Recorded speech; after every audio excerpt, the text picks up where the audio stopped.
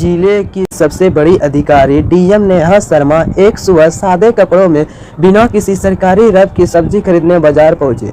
उनके चेहरे पर सादगी थी, चाल में आत्मविश्वास, लेकिन किसी को अंदाजा तक नहीं था कि यह महिला इस जिले की डीएम है। नेहा सीधा एक ठेले के पास जाकर रुकी, जहां एक करीब 3 साल की सब्जी वाली औरत सब्जियां बेच रही थी। नेहा ने मुस्कुराकर उससे सब्जियों के दाम पूछे थे कि तभी एक छोटा बच्चा दौड़ता हुआ आया और उस औरत से लिपट कर बोला, मम्मी मुझे स्कूल छोड़ दो ना, लेट हो रहा है, नहीं तो टीचर डांटेंगे। सब्जी वाली बोली, बेटा थोड़ी देर रुक जाओ, मैं पहले इनको सब्जी दे दूं, फिर तुम मुझे छोड़ने चलेंगे। बच्चा जिद करता रहा, नहीं मम्मी अभी चलो ना प्लीज, बहुत देर हो गई है। यह सब देखकर डीएम नेहा शर्मा का दिल पसीज गया। वो मुस्कुराकर बोली, आप बच्चे को स्कूल छोड़ आइए, मैं आपकी दुकान संभालती हूँ। सब्जी वाली थोड़ी हिचकिचाई पर नेहा शर्मा पर भरोसे भरे लहजे ने उसे हिम्मत दी। उसने कहा, ठीक है बहन, मैं जल्दी लौट आऊँगी। और फिर वो अपने बेटे को लेकर स्कूल की ओर निकल गई।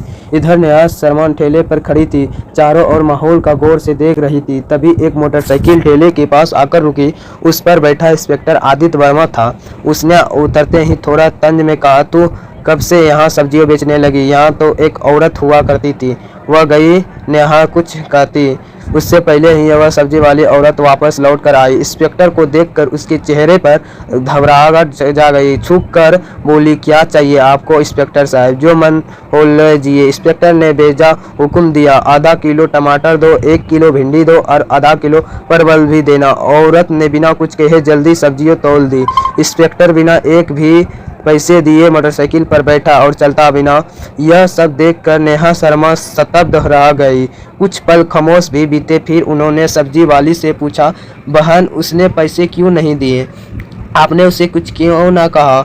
औरत की आंखों में मजबूरी साफ दिख रही थी। धीमे स्वर में बोली, बहन क्या कहूँ, यह इंस्पेक्टर रोज ऐसे ही सब्जियों ले जाता है। जब कुछ बोलती हूँ तो धमकाता है, कहता है कि मुझसे पैसे लेगी, अभी तेरे ठेले को उठवा दूंगा। मुझे डर लगता है, अगर ठेला और चल गया तो घर कैसे चलेगा? मेरे बच्चे क्या खाएंगे? इसलिए चुपचाप दे देती हूँ। यह सुनकर डीएम नेहा शर्मा के चेहरे का रंग बदल गया, अंदर तक हिल गया। वो उन्हें यकीन नहीं रहा था कि कानून के रक्षक खुद ही कानून का मजाक उड़ा रहे हैं। उन्होंने गंभीर स्वर में कहा, बहन अब ऐसा नहीं होगा, मैं अब आपके साथ हूँ, इंसाफ दिलाना मेरा फर्ज है। आप एक काम कीजिए, मेरा नंबर ले लीजिए। कल जब आप ठेला लगाएंगे तो आप नहीं, मैं वहाँ रहूँगी।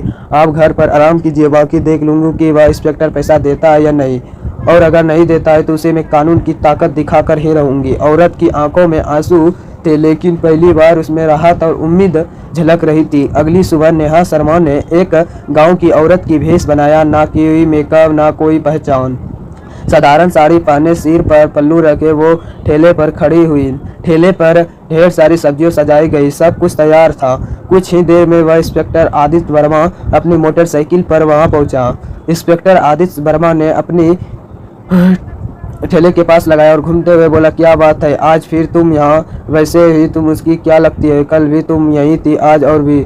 नेहा शर्मा, जो अब भी गांव की एक आम महिला के रूप में खड़ी थी, धीरे धीरे बोली, मैं की बहू हूँ, इसलिए आज इसकी जगह ठेला संभाल रही हूँ। इंस्पेक्टर घिनौनी मुस्कान के साथ कहा, तो तुम अपनी बहन से भी ज़्यादा खूबसूरत निकली, बहुत प्यारी लग रही है। आज फिर आंखों से उसे ऊपर से नीचे तक देखता रहा और वह दुख लहजे में बोला, वैसे छोड़ो यह सब, मुझे 1 किलो टमाटर चाहिए और साथ में थोड़ा धनिया और मिर्च भी दे देना।